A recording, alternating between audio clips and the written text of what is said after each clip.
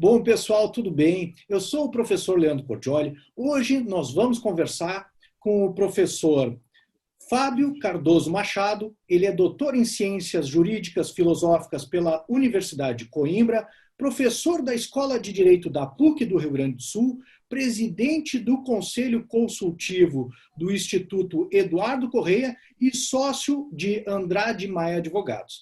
Junto comigo aqui temos também o desembargador José Conrado Curtis de Souza, que é desembargador no Tribunal de Justiça do Estado do Rio Grande do Sul, na 7ª Câmara Criminal. O desembargador Conrado, ele está cursando doutorado e MS em Filosofia pelo Programa de Pós-Graduação em Filosofia da PUC do Rio Grande do Sul. E hoje nós vamos conversar a respeito do Estado de Direito, ativismo judicial e neoconstitucionalismo. Então, boa noite aos senhores, sejam muito bem-vindos. Gostaria, então, de passar a palavra para o meu amigo Conrado Curtis, para que ele pudesse saudar o pessoal e fazer alguma colocação a respeito do nosso tema. Então tá, bom, primeiro então boa noite, professor Leandro, professor Fábio, é um prazer estar aí com vocês, né? E para nós começarmos esse bate-papo, e eu já vou então iniciando. Me recordo de uma situação interessante que quando eu era juiz na 7ª Câmara Civil em Porto Alegre, que era Direito de Família, que é especializado em Direito de Família. São duas câmaras, as de família, a 7ª e a 8ª. E nós tivemos um caso interessante. Duas mulheres foram tentar se registrar lá no Registro Civil para casar. E aí houve uma questão lá e tal, e o moral da história acabou aportando na minha mesa, como relator, essa questão, né, do casamento homoafetivo na época. Isso faz mais de 10 anos, faz mais ou menos uns 11 anos, né? E eu me recordo assim, que na época a saída da Câmara foi, a minha saída, né, era que a Constituição, ela, em várias, o artigo 226, se não me falha a memória, ali falava na união estável entre homem e mulher, o Código Civil também falava no casamento, especialmente na hora do consentimento, né? Como integrativo do ato e tal, e ficou aquela situação. Depois, aqui na Câmara, na 7ª não passou, né? E depois foi ao STJ e lá se reformou a decisão e acabou hoje, né? Enfim, eles acabaram admitindo o casamento e tal, né? E uma das questões, até na época eu escrevi um artigo, saiu numa revista, eu acho que foi na Síntese, a respeito disso, né? Que até onde vai a possibilidade do juiz, digamos assim, invadir a competência do legislador, né? Então fica uma coisa assim, até onde é possível, até onde os limites da interpretação, digamos assim, até onde que pode o judiciário, digamos, alterar texto expresso de lei ou entender que está superado, enfim, aí entra na parte da hermenêutica mesmo, né? Mas enfim, essa é a questão aí que eu pergunto aí para ti, Fábio, assim, como é que tu tem trabalhado esse tema academicamente? Eu sei que tu fizeste doutorado lá em Coimbra, em Portugal. O que tu tem, assim, qual é o teu ponto assim, principal aí do teu trabalho, mais ou menos, se tu quiser descontar, é bem interessante. Bom, boa noite, meu amigo querido Leandro, de tanto tempo já, caro desembargador, né? É um prazer estar aqui com vocês. É uma oportunidade para mim importante, e eu acho que num momento importante, talvez até decisivo, porque essas questões que o desembargador Conrado traz se tornaram urgentes, né? E são questões, para além disso, que assumiram a primeira grandeza, especialmente ao longo desse ano de 2020. E quanto a isso, eu posso dizer até que tive uma certa sorte do ponto de vista puramente mercadológico, porque enquanto cidadão acadêmico eu não gosto do que está acontecendo, mas enquanto escritor, né, eu tive uma certa sorte porque eu publiquei agora um livro que eu passei 15 anos escrevendo, que é sobre os limites da jurisdição, e ele chegou, digamos assim, foi publicado precisamente num momento em que esse tema se tornou talvez o principal tema do nosso ambiente político, né? Porque nesse ano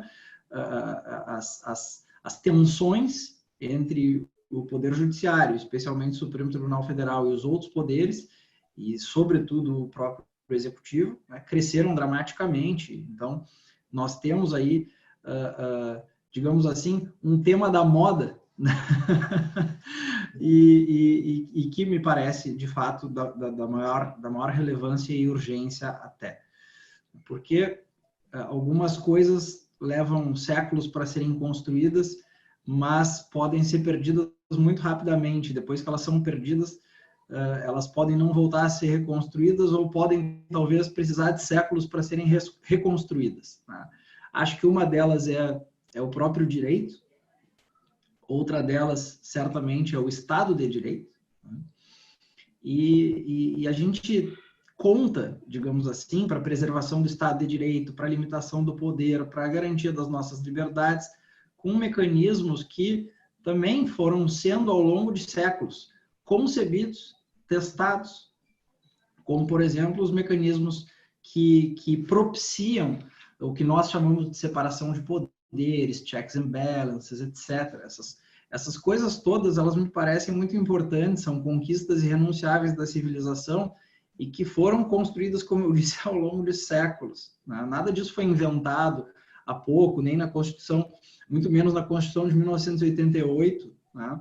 E essas tensões todas que estão se estabelecendo aqui, elas derivam em parte, né, de certas atitudes que põem já em perigo essas conquistas civilizatórias e atitudes que podem, né, no limite, nos levar para uma situação de não retorno, né, de já não conseguir voltar, de já não conseguir recuperar o que eventualmente viesse perder.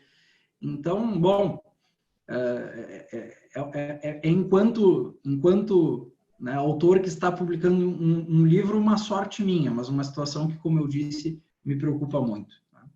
E me preocupa muito, em primeiro lugar, porque eu considero o direito um bem.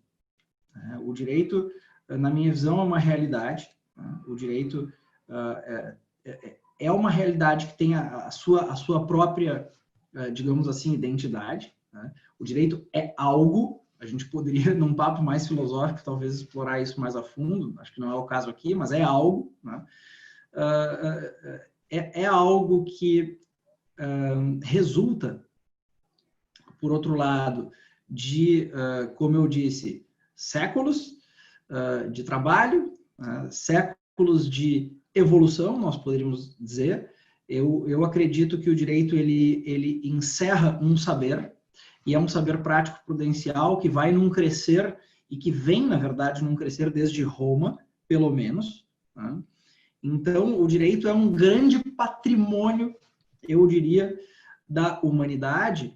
E, já que eu destaco esse aspecto sapiencial do direito, eu diria que o direito é um saber acumulado, né? Ou ele contém muito saber, né? Muito.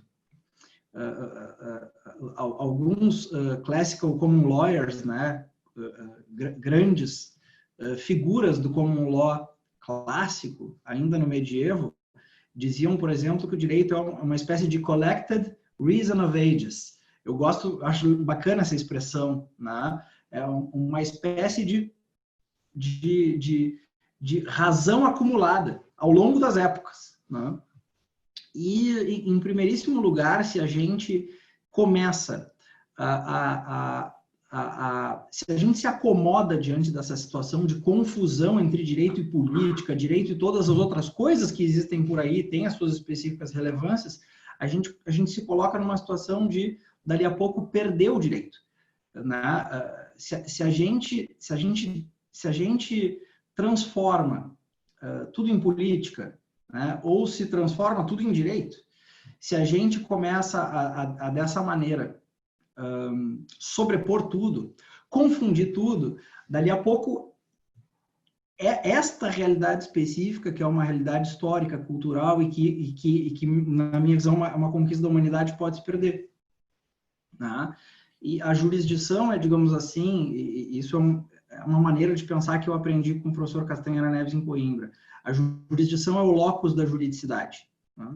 Digamos que a jurisdição é o ambiente, é o espaço próprio desta coisa que é o direito. É lá que o direito, digamos assim, é fim em si mesmo. É lá que o direito se preserva, porque é lá que as coisas são feitas com o fim de realizar o direito propriamente dito. O direito lá não é instrumento. Se a gente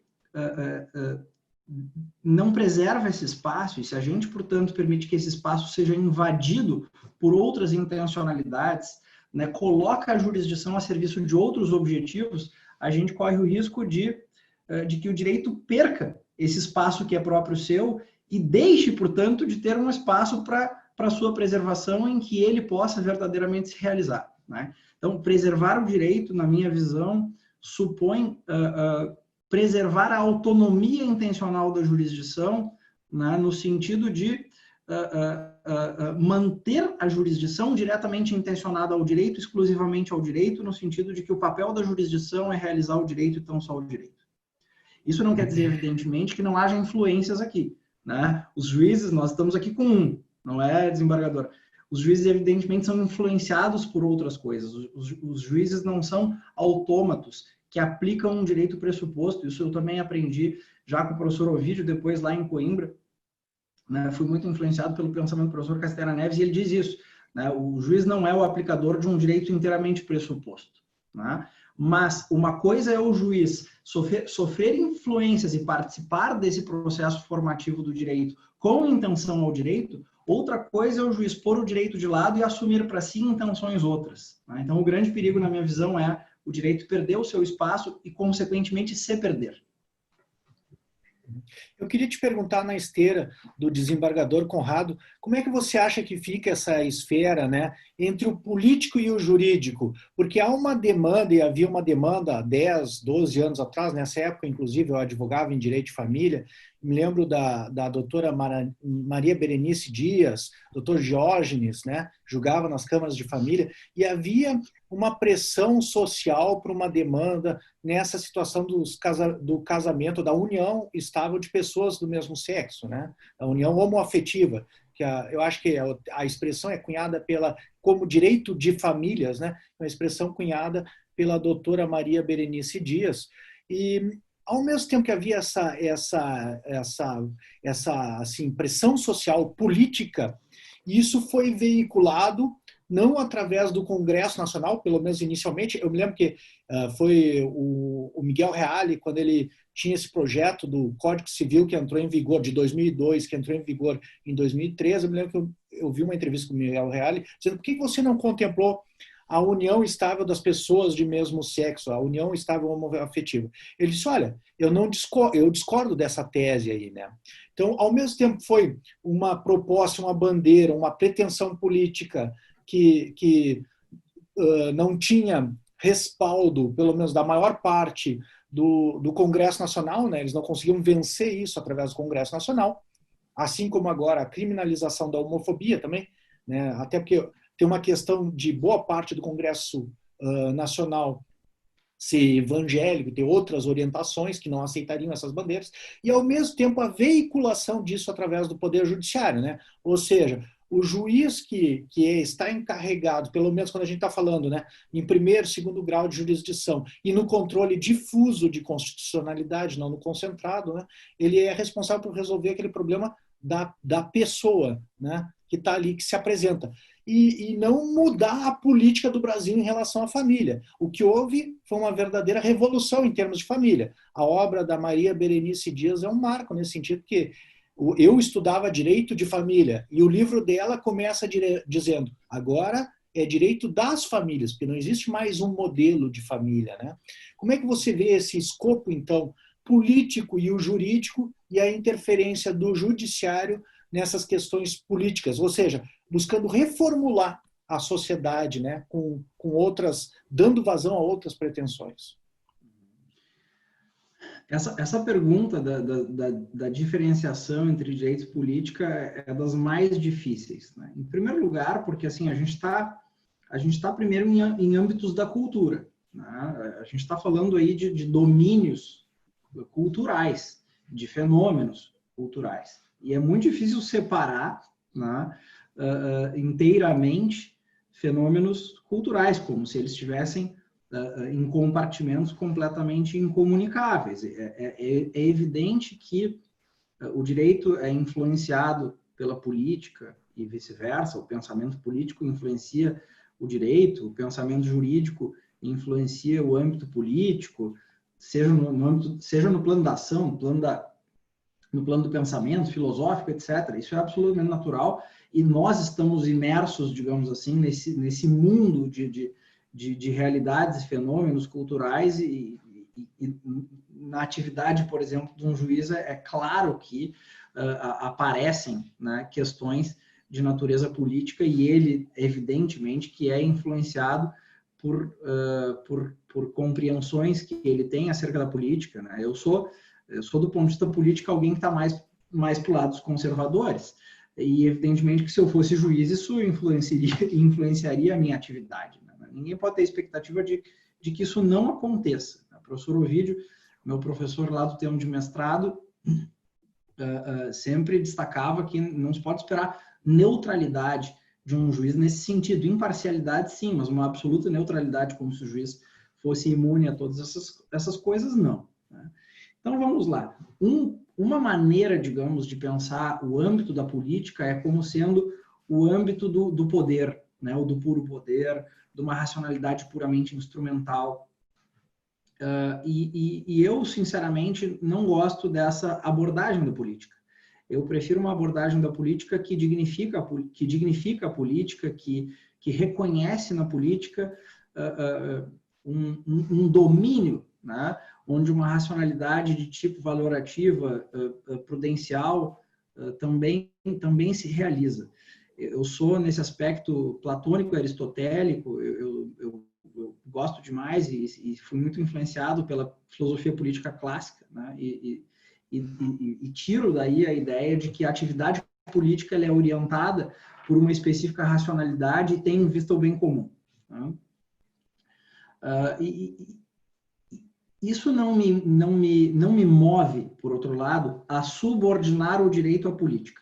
Eu acho que o direito, digamos assim, é um outro domínio cultural que tem também a sua específica racionalidade, também uma racionalidade de tipo prudencial, mas uma racionalidade orientada a um outro problema, que é o problema do que é devido a alguém num contexto conflitivo concreto, que é o ius, né? Então, se nós temos, digamos, no âmbito da política, uma racionalidade orientada ao bem comum, e a lei como uma expressão dessa racionalidade, dessa atividade, nós temos no âmbito da juridicidade uma racionalidade e uma atividade orientada ao justum, né? Aquilo que Aristóteles chamava de dikaion, que é diferente da dikaiosine, que é uma virtude, né? Que é, como dizia o Michel Villey, o justo nas coisas, né? O justo fora de mim. O que isso significa em concreto, né? Isso significa em concreto que no âmbito do direito o problema não é o da sociedade que nós queremos ter naquela perspectiva macroscópica, e sim o problema do que é, desde logo, de alguém num contexto relacional concreto. Então, o direito, ele parte, digamos assim, de atribuições que já existem, tá? E existem atribuições que dependem de lei, certo?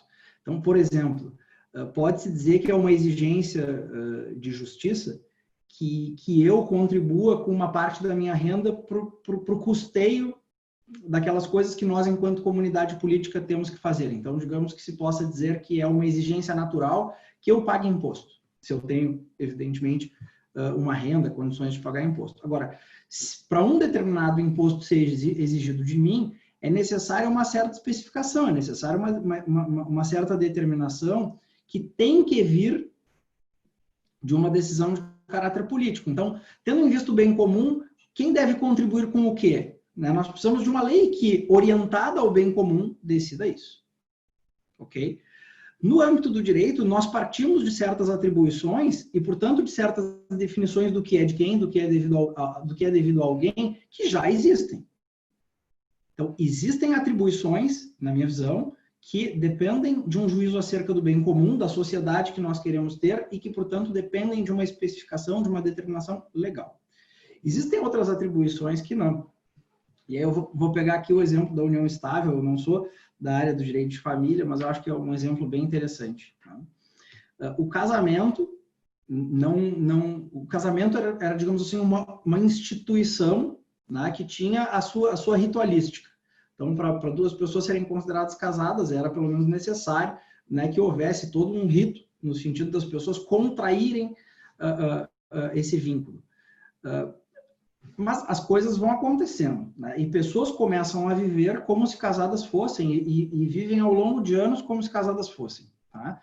Então, vamos supor que duas pessoas passaram 20 anos vivendo como se casadas fossem. Não dá para o direito ignorar que nós temos, depois da morte de uma dessas pessoas, ou numa eventual separação, um problema patrimonial.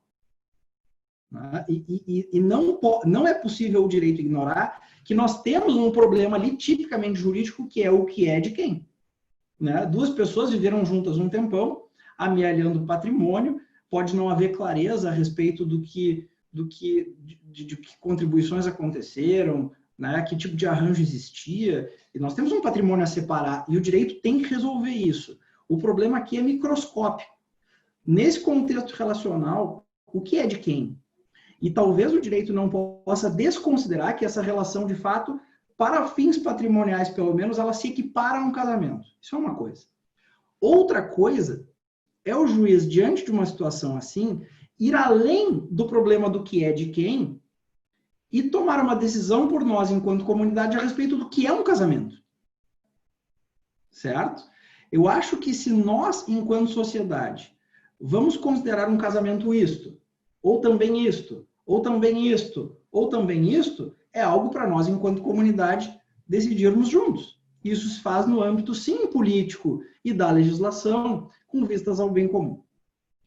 Certo? Então, eu separaria o âmbito da política e o da juridicidade nesses termos. A política tem visto o bem comum é perseguido por meio de regras gerais, e isso quem estabelece é o legislador. Né? O papel da administração é realizar, digamos assim, o bem comum por meio de medidas mais concretas, e o papel do juiz é o de dar a cada um o que é seu, e não o que deveria ser dado para que a sociedade venha a ser assim ou assado de acordo com um determinado projeto político ou ideológico. Eu, pelo menos, tento perseguir esse caminho, e eu tenho conseguido ver as coisas melhor a partir dessas ideias. Doutor Conrado, o seu microfone está desligado ainda. Isso aí. Ele está dizendo para o Fábio e para ti que vamos colocar uma pimenta aqui, eu vou fazer então o papel polêmico, né?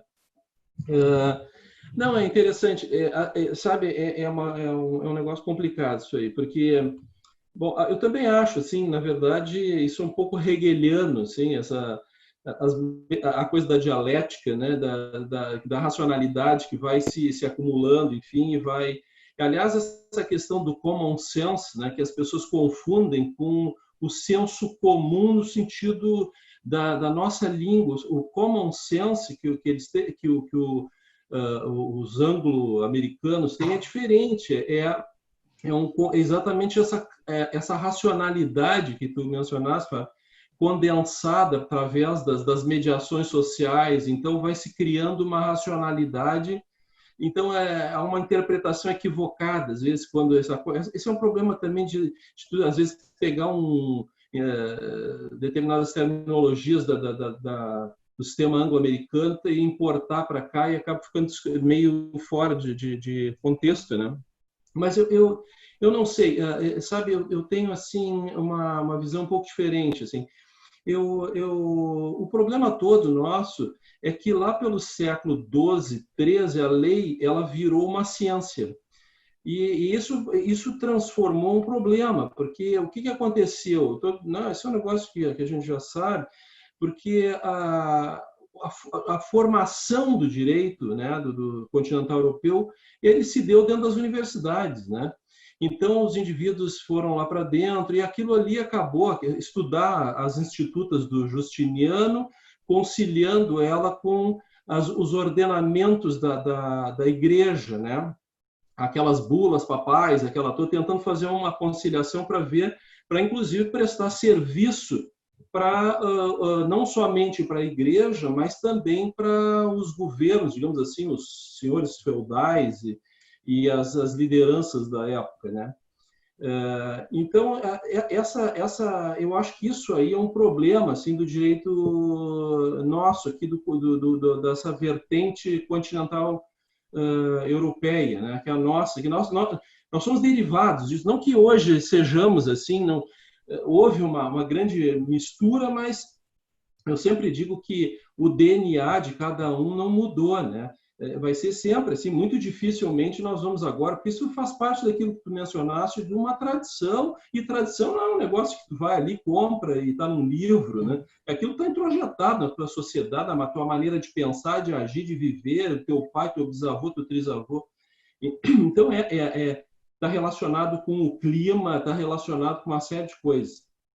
Então, o que eu vejo, às vezes, assim, é que a lei... e aí entra aquele problema que eu sempre... Eu não estou defendendo assim, a coisa sem limites, não é isso, né? Eu só estou fazendo a polêmica. Assim.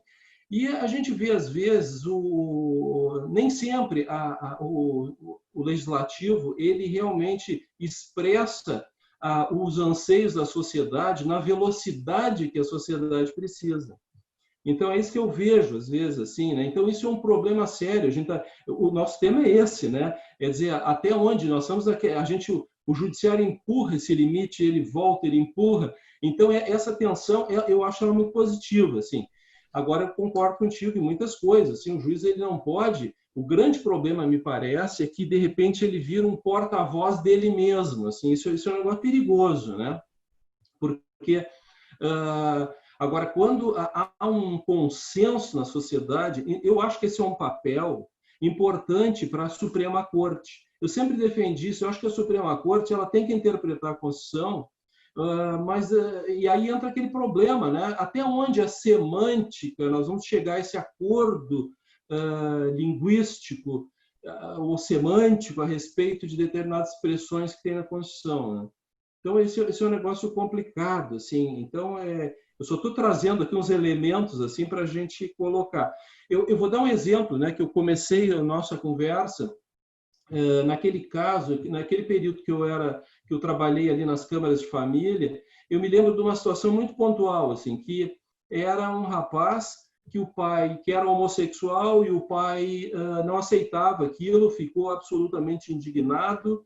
E pôs o guri, porta a rua e vai-te embora, jovem ainda, e não quero mais saber de ti, tu desonra a família, aquelas coisas todas. E aí o rapaz foi embora, tudo por conta dele mesmo, procurou uma profissão, foi ser cabeleireiro. E como cabeleireiro, ele fez um patrimônio bem razoável e vivia com companheiro, tudo, vivia casado, né, entre aspas.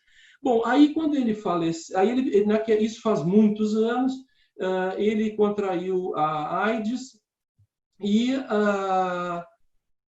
faleceu, e aí o companheiro que ajudou a fazer o patrimônio disse, não, agora eu quero patrimônio, porque eu ajudei a fazer. E aí o pai dele, que não quis ele, que expulsou ele, nunca recebeu ele, se candidatou lá, se habilitou para ser herdeiro do filho. Ele não quis o filho, mas quis o patrimônio do filho. Esse negócio, para mim, foi impactante, assim, né? Então, são essas coisas. Eu acho que a questão, por exemplo, específica, até onde, né? Eu acho que é isso que eu ia já agora, só fazendo esses comentários, assim, porque eu não quero tomar, assim, a coisa nesse sentido. Mas eu vejo, assim, ó, o judiciário dessa tradição do continente europeu, né, do qual nós somos afiliados, filhos, na verdade, né, com todas as mudanças e tudo, é uma tradição de que nem diz o professor Damasca, né, da policy implementing. Quer dizer, os governos eles vão ajustando para tentar impor a política e isso entra muito no sistema do processo, né? E o processo penal hoje é a minha tarefa maior. Então, ele quer atuar e encurtando coisas, criando mecanismos assim de encurtamento, né? E nem sempre muito verticais. Enquanto na tradição anglo-americana é a questão da resolução de conflitos, é um judiciário reativo. Então, essa é uma questão que eu te coloco também, te pergunto, né, se tu trabalhaste com essa visão, assim, fazendo algum tipo de comparação, porque eu acho assim, não que às vezes eu falo muito seguidamente sobre esse tema, mas isso não quer dizer assim que eu seja um fã incondicional da common law, não é isso, eles têm muitos pecados, coisas que de jeito nenhum aceitaria, mas eu acho que vale, assim, alguns tópicos, né, pelo menos assim, em termos ideais, assim, algumas coisas são interessantes. Então, eu te pergunto isso primeiro, se tu trabalhasse com isso, se tu não concorda, às vezes porque outra coisa que eu ia dizer em relação à questão desse amor à lei, essa lei ciência, né, é que nós sabemos já, isso está, aliás, num livro que todos nós que estudamos direito já passou por nossas mãos, que é o livro do Carlos Maximiliano, aquele da hermenêutica clássica, e que ele coloca muito bem, assim, até hoje eu acho extremamente feliz aquela colocação e atual, que é aquela questão relativa a como é que são feitas as leis, por acordo de liderança, aquelas influências, o camarada nem sabe o que está votando. Então, isso acontece muito, né? Então, assim, eu acho que também a mística da lei, é isso que eu ia te provocar, ela também é complicada, né? E, claro, nós estamos num ambiente acadêmico também, evidentemente que o judiciário, eu não estou dizendo que não haja vinculação, que não tenha limite, não é isso, né? Eu vou enfatizar isso. Mas que esta forma, eu vou dar só mais um último exemplo, já te passo a palavra. Tu queres ver uma coisa? Eu me lembro até, sempre ainda dentro dessa questão, né? Porque me lembra muito esse debate do ativismo judicial, que era muito forte, quando eu estava na Câmara de Família. E eu me recordo que, na época, uma das comparações que eu fiz era o seguinte, é que, por exemplo, lá na Alemanha, a lei da Eingetragene Partnerschaft, que se chama na Alemanha, que era aquela parceria registrada. Então, eles iam no cartório, registravam uma parceria, né, uma espécie de parceria civil, assim, só que quando o judiciário começou, em seguida que teve algumas discussões em relação a isso, a Bundesgerichtshof na Alemanha, que é mais ou menos, assim, mal comparando o nosso STJ, mandou para o legislativo examinar aquilo. Em 6 meses tinha uma lei. E aqui no Brasil, o problema é que as coisas elas vão perdendo dentro do legislativo a atualidade. Então, eu acho assim, esse é um problema. É a angústia, às vezes, das coisas, que no legislativo tem essa questão da maneira como as coisas são feitas, né? Muitas vezes, né? E a outra é o problema relacionado exatamente também à morosidade das decisões, que acaba, então, o judiciário tendo que tomar uma atitude. Então, é essa questão que eu te coloco aí, Fábio, para te... desculpe aí ter alongado. Imagina, essas provocações são ótimas e eu concordo, creio que posso dizer com tudo, se bem entendi. Sobre em primeiro lugar, essa angústia que eu imagino que seja muito natural num juiz de não encontrar na lei, né, resposta para problemas que ele juiz tem que decidir. Eu entendo que seja natural que um juiz responsável sinta essa angústia. Mas eu vou citar o ministro Luiz Fux, por conta do que ele disse no discurso dele, acho que foi semana passada. Ele disse uma coisa que se tornou manchete, que eu acho que está absolutamente correta. E eu acho que não bate com a atitude dele enquanto juiz, muitas vezes, mas pelo menos dito em tese, está correto. Ele diz assim, olha, menos é mais. Muitas vezes, pelo menos no âmbito da jurisdição, menos é mais. Nós sabemos que o nosso Supremo Tribunal Federal não pratica isso, mas pelo menos está lá dito. Eu achei interessante a ideia, né? E seria bacana se o Judiciário, melhor se o nosso Supremo Tribunal Federal incorporasse pelo menos um pouco dessa ideia. E o que isso significa, né? Eu vou traduzir do meu jeito, ou pelo menos da maneira como eu gostaria que isso fosse entendido, né? Vamos supor que a gente tem... Vamos pegar o mesmo exemplo no qual a gente já se manteve aqui por um tempo, né? Não existe, digamos, disciplina legislativa da união estável, mas nós temos, na prática, um casamento de fato. O juiz precisa decidir quem sai com o quê. Ele pode ignorar que nós temos ali uma espécie de casamento de fato? Não pode. Ele pode esperar o legislador? Não pode. Ele pode ignorar que existe uma relação ali que transcende, digamos assim, questões meramente patrimoniais? Não pode. Então, o juiz precisa dar uma resposta. Porque ele, para dizer o que é de cada um, precisa considerar os aspectos relevantes daquela relação. E ele não pode ignorar que aquela relação é em quase tudo tal como, se não em tudo tal como um casamento. Então, o juiz tratar da questão que está posta dentro dos limites minimamente necessários para dar a cada um o que é devido, na minha visão, está ok. E é assim que o direito evolui. E é assim que a jurisprudência contribui construtivamente para o crescimento do direito, né? Que é uma ideia que eu gosto muito, né? Essa ideia de growing, né? Como algo que cresce, mas que cresce de baixo para cima, numa espécie de conflict solving, né? Uma atividade voltada à solução de conflitos, dentro dessa ideia da coordenação do Damasco. O problema é quando vem o judiciário, né? Policy implementing, dentro daquele modelo hierarquizado, não resolvendo aquele problema conflitivo concreto, mas transformando a sociedade, ou nessa pretensão, ou com essa pretensão de transformar a sociedade numa perspectiva macroscópica. Quem nós queremos ser enquanto sociedade? Acho que essa distinção é importante. Então, vamos lá. Um juiz, ele consegue trazer da nossa tradição jurídica elementos suficientes que permitem a ele dar a cada um, naquele contexto conflitivo, o que é devido, o que é justo. Daí para ele dizer, a partir de agora, quaisquer pessoas podem ir a um cartório e blá, blá, blá, isso é casamento, isso é casamento. Acho que é diferente. O juiz poderia, né, dentro desse slogan que o ministro Fux propagou, né, se restringir ao que é necessário, trazendo os elementos que a juridicidade evidentemente coloca à disposição dele para dar uma solução justa àquele caso. Então, não é desconsiderar o novo que a lei ainda não contemplou, mas ir, digamos assim, além da lei, apenas na medida do necessário e orientado por uma juridicidade que já existe para dar a cada um o que é devido, né? Agora, isso é ir fazendo isso é o mesmo que ir fazendo ajustes na ordem.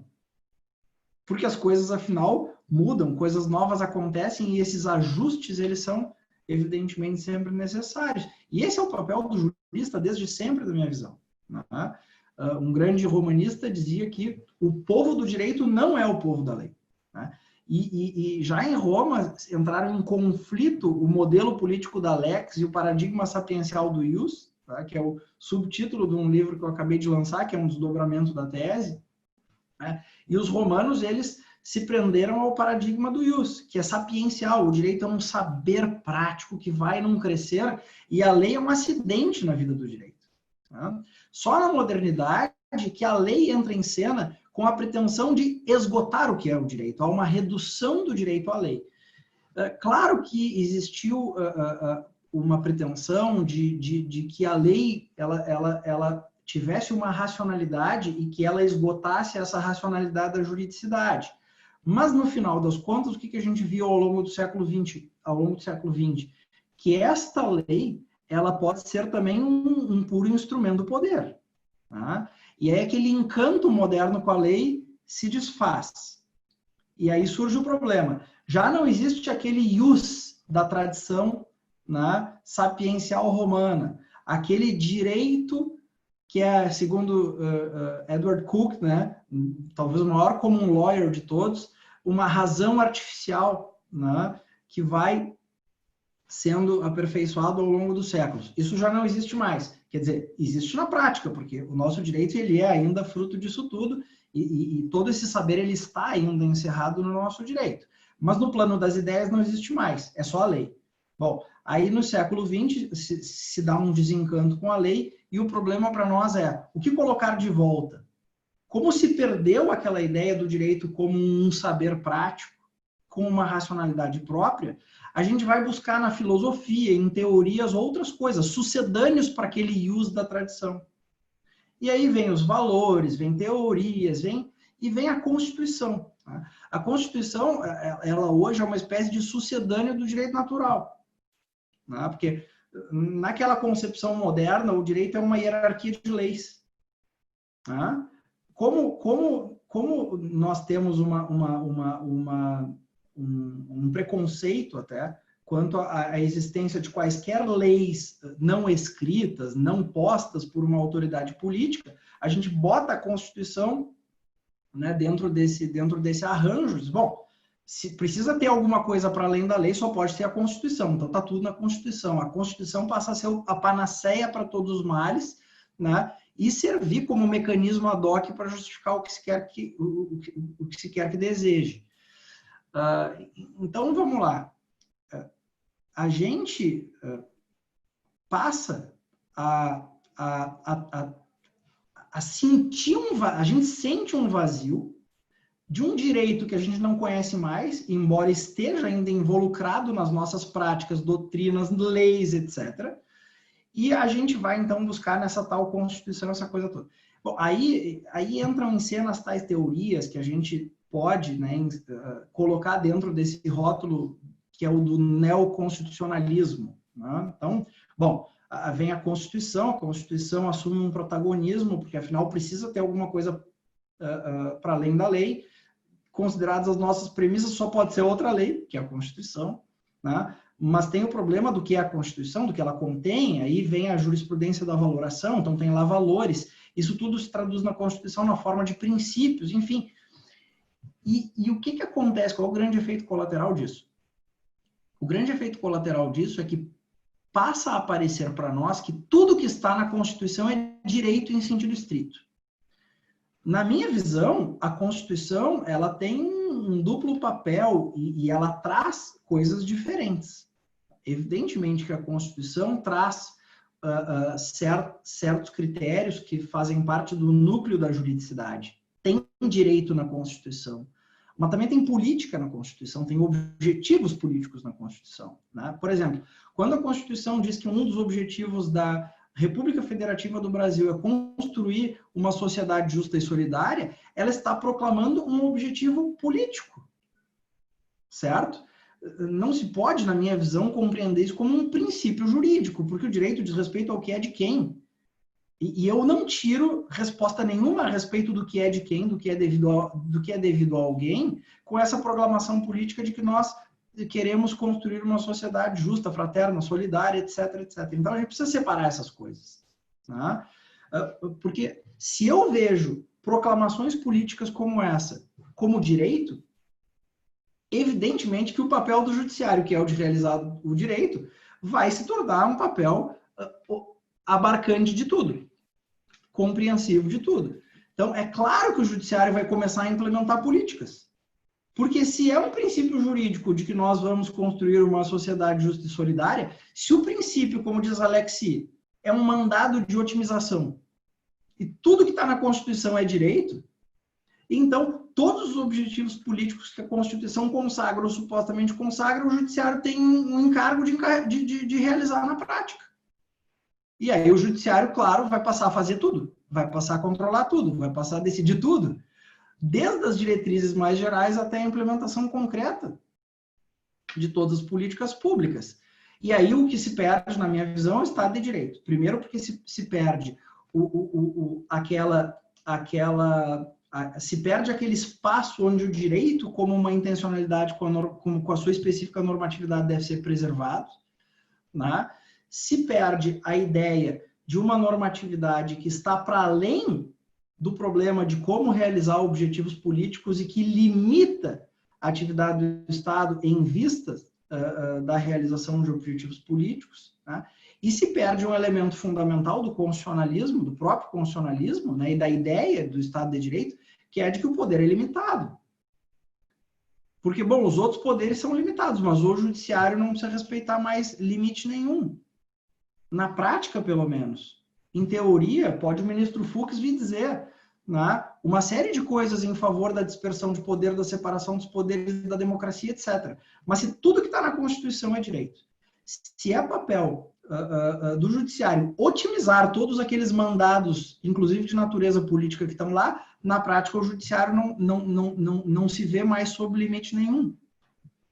Certo? E o meu discurso não é antijudiciário, não é antijudicialista, não é, pelo contrário, né? Acho que um judiciário intencionado ao direito é o mais importante para a preservação do Estado de Direito. E um judiciário intencionado ao direito não é um judiciário subserviente exclusivamente à lei. É um judiciário comprometido com esta coisa linda, maravilhosa, que eu considero um bem básico, que é o direito. Né? E é um judiciário, portanto, comprometido com essa racionalidade específica do direito, com essa intenção própria do direito. Né? E até mesmo por conta da absoluta dignidade que na nossa cultura e no nosso tempo nós reconhecemos a pessoa. Porque dar a cada um o que é seu é reconhecer a dignidade da pessoa.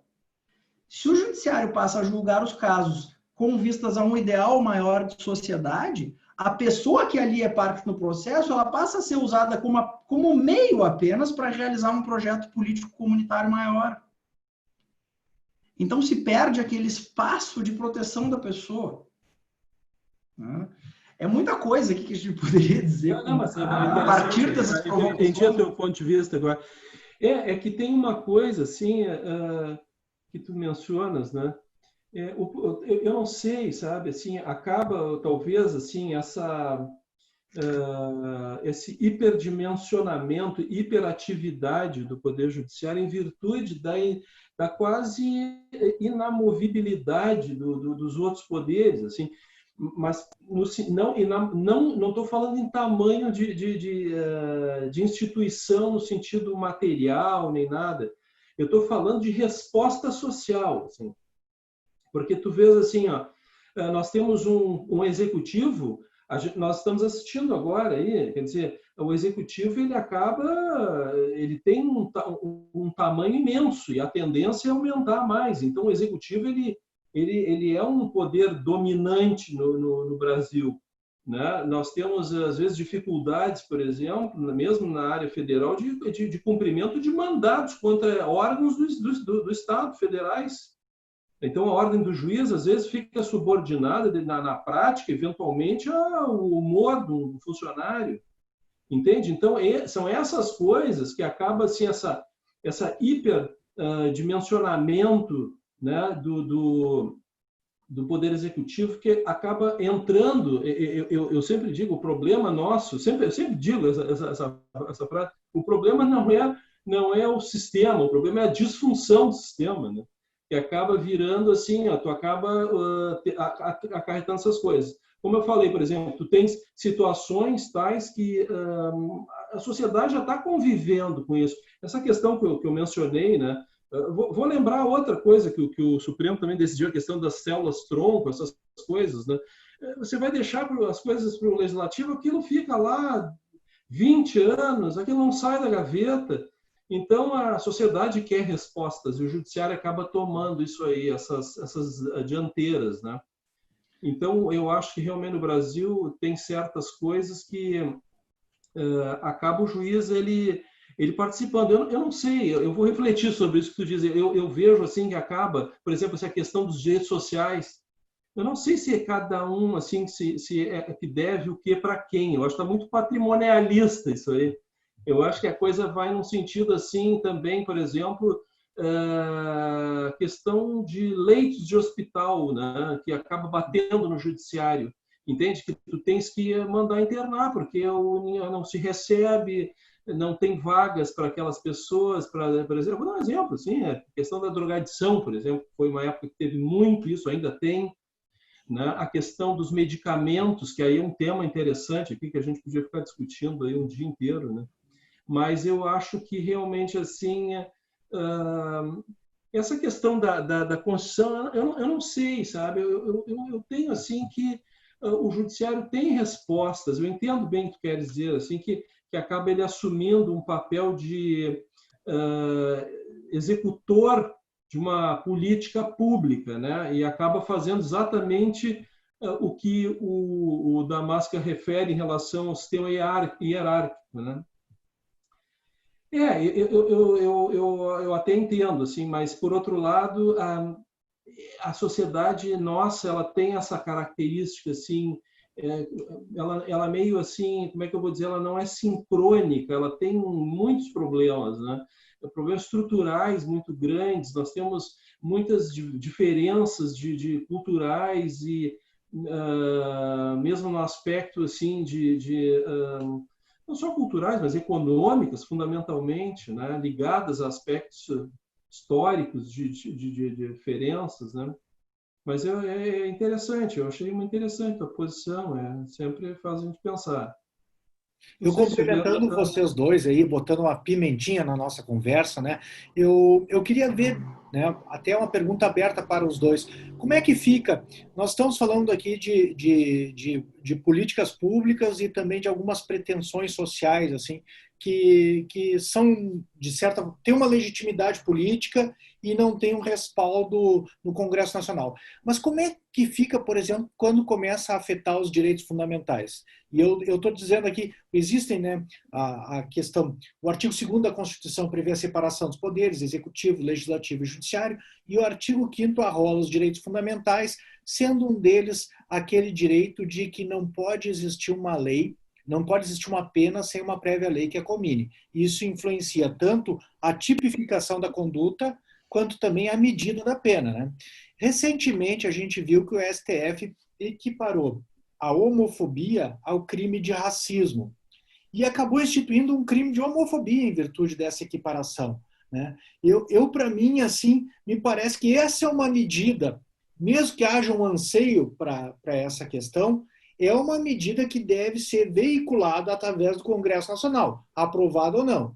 O Poder Judiciário, ele, em virtude da separação dos poderes, em virtude desse princípio também da não existência de um crime sem uma prévia lei que o comine, que é uma disposição, inclusive, da Declaração Universal dos Direitos Humanos, né, de 1948, é algo assim muito importante. Na medida que a pessoa que vai julgar começa a criar os crimes, nós vamos ter alguns complicantes, né? Então, tem uma questão de interferência nos poderes e na separação dos poderes, na harmonia e independência, mas há uma questão ainda mais fundamental, que é de direito fundamental, lá do artigo 5º e seu inciso, né? Gostaria de ver como vocês enxergam isso aí, né? Se o Fábio pudesse dar algumas palavras para nós e depois o Conrado, seria muito interessante.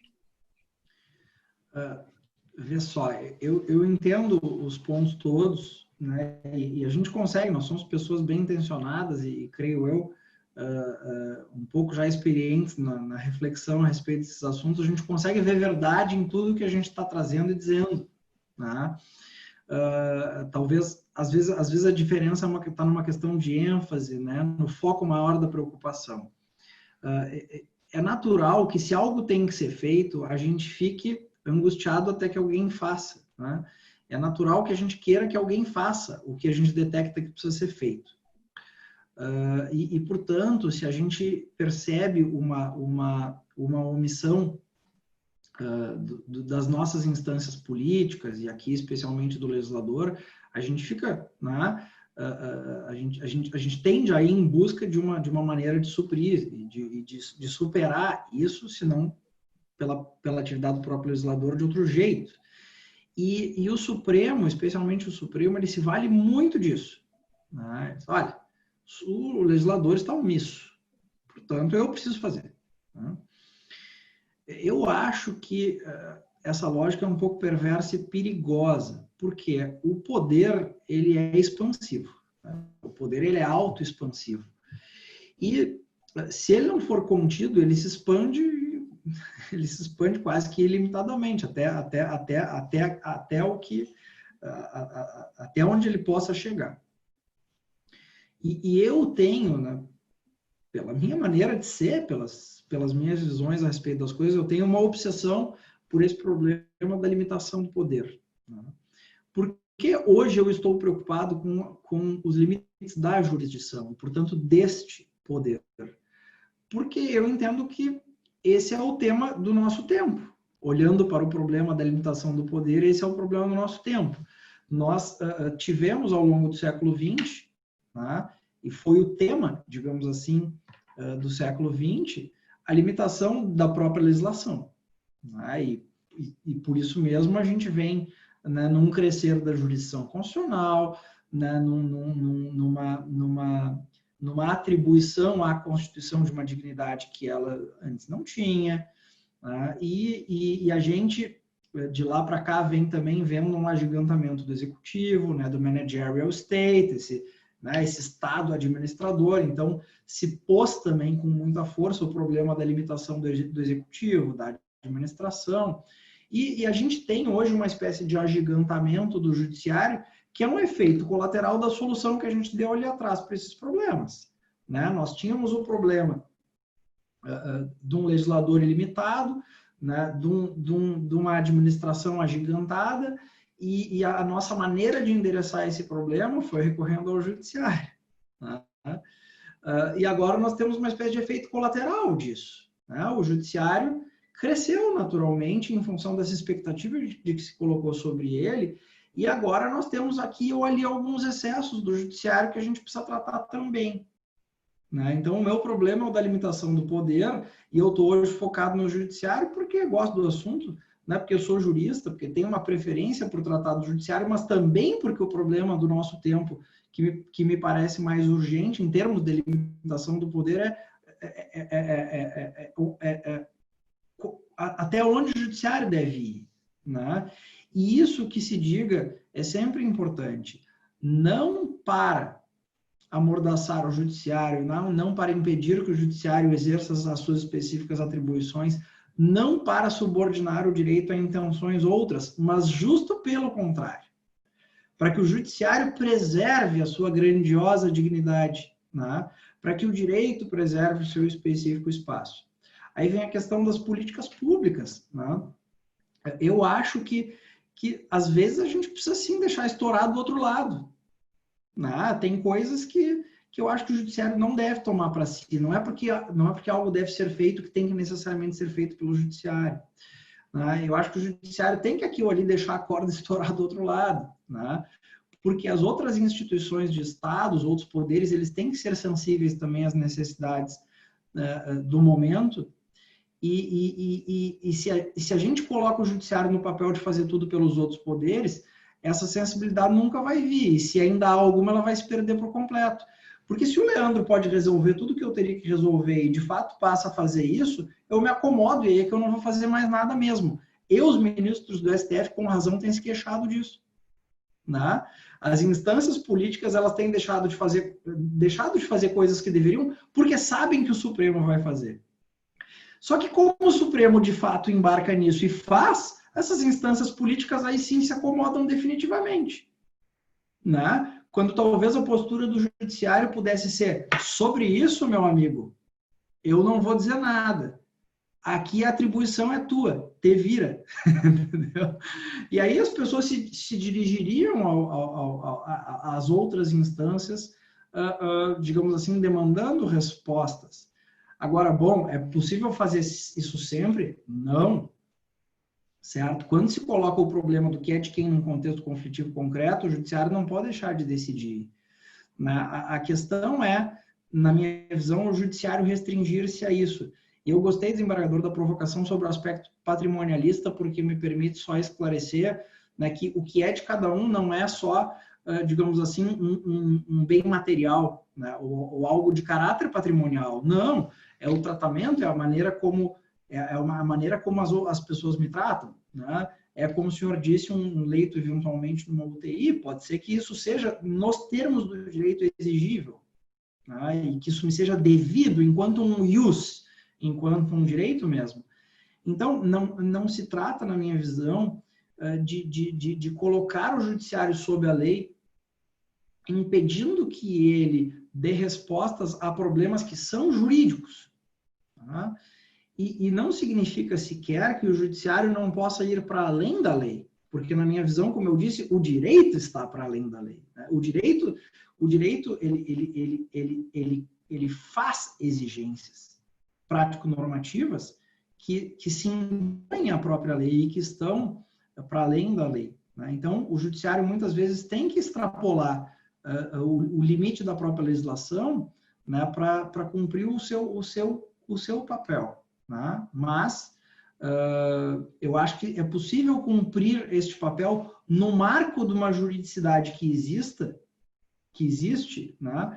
Porque, na minha visão, essa juridicidade está para além da lei. Então, eu entendo o seguinte, eu entendo que não precisa haver uma lei reconhecendo certos efeitos de uma união estável para que um juiz possa dar tratamento jurídico adequado a esse caso. Como eu disse aqui, peguem o caso da anencefalia. Acho que no momento em que uma gestante bate as portas do judiciário dizendo meu bebê foi diagnosticado com anencefalia, ele não tem viabilidade de vida, eu quero interromper essa gestação. Eu acho que é o papel do judiciário decidir isso. Porque aqui se trata do que é devido a essa mulher. E do que é devido a esse bebê também. Né? E eu acho que aí a gente tem um típico problema de direito, que é um problema de direito constitucional fundamentalíssimo, e o judiciário tem que decidir. Né? Bom, daí para o Supremo, daqui a pouco, no contexto de um caso desse, aprovar uma tese dizendo que o aborto agora, independentemente de qualquer outra condição, é permitido a partir do mês X da gestação, cara, a gente foi muito além de decidir um problema jurídico, na minha visão. Né? A gente, digamos assim, tirou um problema que é nosso, que é para nós enquanto comunidade, né?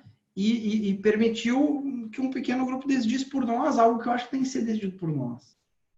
Então, de novo, nem sempre é claro e não é nada fácil diferenciar o que é um problema jurídico, político, o que é um problema para decidir no âmbito da jurisdição, o que é um problema para nós decidirmos no âmbito, né, político enquanto comunidade. Não é fácil, né?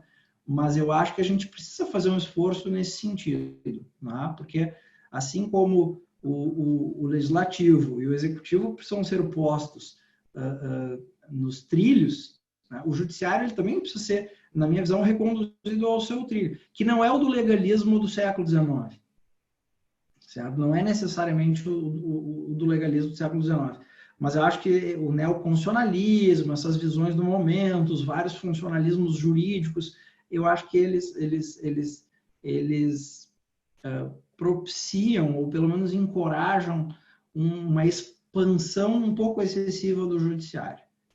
Então, é por aí que eu iria no enfrentamento desses problemas. Senhores, vamos nos aproximando aqui já de 1 hora, né? Então eu queria ver se o Dr. Conrado Kurtz quer apresentar mais alguma consideração final, alguma colocação para o Fábio, e depois abrir uma oportunidade para o Fábio fazer uma consideração final e encerramos a nossa conversa. Não, eu só ia referir, eu não sei, assim, eu acho que algumas coisas a gente se aproxima, né? Porque na verdade nós não estamos aqui, assim, nós estamos no âmbito acadêmico, né? A gente não está, mas não, o direito constitucional não é, assim, digamos, a minha área de foco, né? É pela necessidade de todas as, né? Da sua necessária base que dá para tudo, mas o meu foco mais é o processo penal, assim, mas eu não sei, eu acho que o grande problema é que eu acho que todos os nossos entes públicos, né, tanto o legislativo, o judiciário, o executivo no Brasil, eles estão muito inflados a partir de um que eu acho particularmente que tem a ver um pouco com essa coisa do legislativo, assim, que ele não dá a resposta na velocidade necessária. É muito difícil a gente deixar estourar lá para um juiz.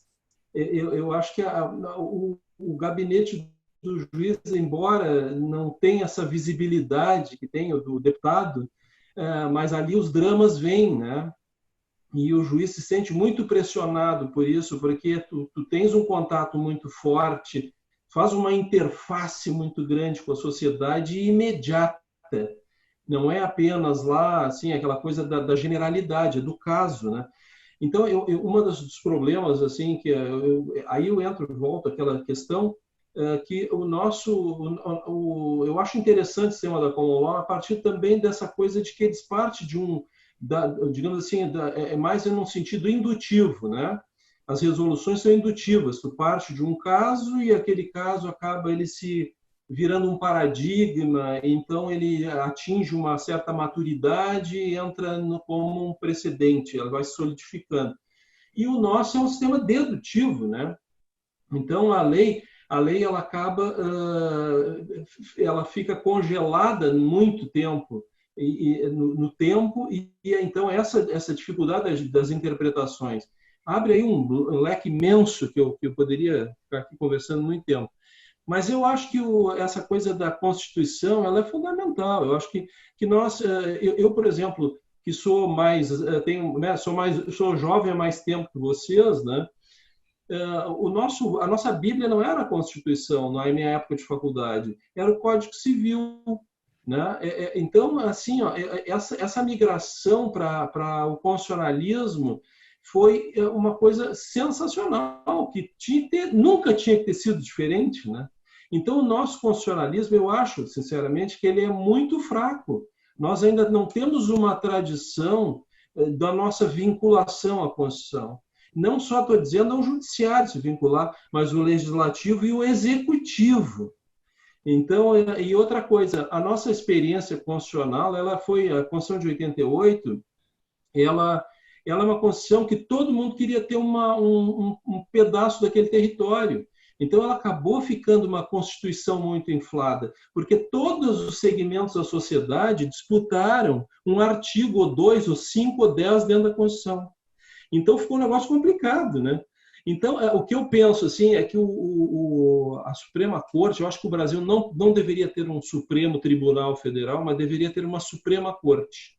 E não ter, assim, por exemplo, atividade como hoje tem, que passa a ser uma Câmara Criminal, essa coisa do foro privilegiado, que é sinceramente, uma aberração, né? Isso aí, na verdade, tem isso veio, não sei se você sabe, tem vários caminhos em relação a o caminho histórico disso, mas o que mais convincente, né, é que isso vem da tradição da Igreja Católica, porque um padre nunca ia julgar um bispo.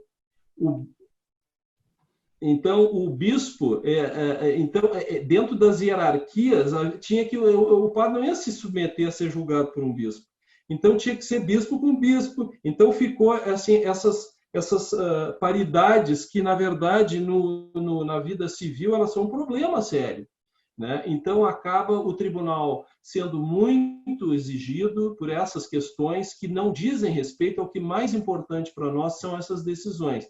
E eu acho que isso também contribuiria, se houvesse uma mudança na competência, especialmente acabar com todo o foro privilegiado. Eu acho que ninguém tinha que ter foro privilegiado. Eu acho que isso seria um caminho para mudar toda a estrutura do país, porque você vai mudar também o legislativo, né? Você vai ter também um parlamentar comprometido mais com a lei, mais temeroso, porque eles sempre acham que vai haver um melhor entendimento dos problemas dentro das instâncias superiores. Eu acho que tem que começar e tu valorizas também um judiciário de piso e que vem subindo, não, né, com menos recursos. Tu cria uma estrutura nova, mas aí entra numa outra seara que está fora do que a gente está conversando. Vamos então passar aí para o Fábio, né? Fábio, a palavra para ele fazer considerações finais, Fábio. A boa política preza a virtude da moderação. E me parece que é uma virtude que todo magistrado, no sentido mais amplo e antigo do termo, deve cultivar, a virtude da moderação. Isso não significa que os problemas não devam ser endereçados. E não significa que o judiciário deva negligenciar os problemas que ali chegam. Até porque, como disse o desembargador, é às portas da justiça que o povo bate. Eu inclusive tenho uma visão que é a de que o poder judiciário é o mais democrático. Porque o poder judiciário é o único no qual eu, Fábio, sozinho, individualmente posso bater a porta, e é o único poder do Estado que tem a obrigação de me dar uma resposta. Então, o poder judiciário é o mais democrático. Então, na minha visão, acho que é preciso encorajar essa virtude da moderação no âmbito do judiciário, e nós temos excelentes juízes, nós temos ótimos tribunais, mas aqui ou ali nós mesmos encorajamos os nossos juízes e alguns tribunais a irem um pouco além do que, na minha visão, eles deveriam ir.